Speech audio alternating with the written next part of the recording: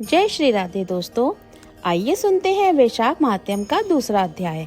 नारद जी कहने लगे, जैसे सतयुग जैसा युग, वेद समान शास्त्र, गंगा जी जैसा तीर्थ, जलदान जैसा दान, भार्या समान सुख, खेती जैसा धन, जीवन के समान लोभ, नेत्रों के समान ज्योति, भोजन के समान तृप्ति, सत्य के समान यश, आरोग्य के समान हर्ष कोई दूसरा नहीं है। ऐसे ही वैशाख जैसा अन्य कोई दूसरा भगवान को प्यारा नहीं है। जो इस मास को व्यर्थ गवा देता है वह धर्महीन शीघ्र ही पशु योनि पाते हैं। संसार में अनेक प्रकार के व्रत तपादि हैं जो अत्यंत कष्ट साध्य हैं, उनसे फिर जन्म लेना पड़ता है, परंतु वैशाख मास में केवल स्नान मात्र से मनुष्य मोक्ष को प्राप्त होता है। सब दानों तथा सब तीर्थों के स्नान का फल वैशाख में केवल जलदान से ही मिलता है।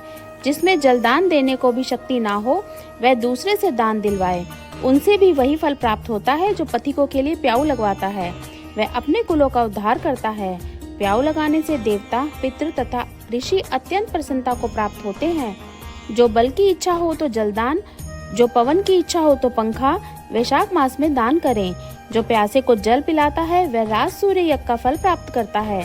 जो धूप और पसीने से व्याकुल ब्राह्मण पर पंखे से हवा करता है वह सब पापों से रहित हो गरुड़ के समान हो जाता है। और ब्राह्मण को पंखा दान न करने वाले अनेक प्रकार के वातादि से दुखित हो नरक में वास करते हैं। जो थके हुए ब्राह्मणों पर कपड़े से हवा करता है वह पापहीन होकर भगवान की सायुज्य मुक्ति पाता है। और जो शुद्ध हृदय से ताड़ का पंखा देता है वे यमदूतों का तिरस्कार करते हुए वैकुंठ को पाते हैं।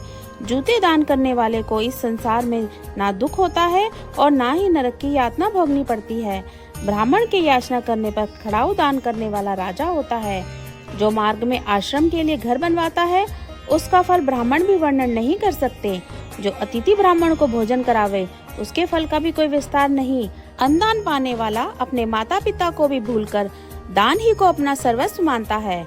माता पिता तो केवल जन्म के दाता हैं, इसीलिए विद्वान लोग अन्न देने वाले को ही पिता कहते हैं।